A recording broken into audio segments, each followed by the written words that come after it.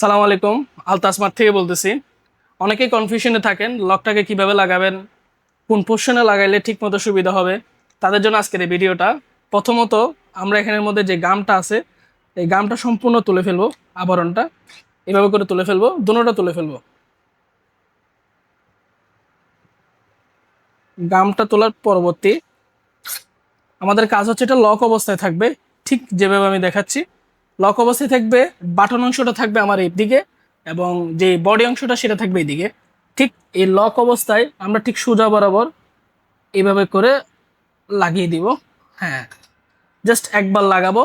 Minimum 4 থেকে 5 ঘন্টায় ফ্রিজটা খোলা যাবে না, যদিও 4-5 ঘন্টা দরকার নাই। এখনই এটা এমনভাবে অনেক শক্তভাবে লেগে গেছে, এটা এখন খোলাটা খুব টাফ হবে। এখন আমি খুব ইজিলি দুইটা আঙ্গুল প্রেস করে খুলবো, বাঁধবো, ব্যাস।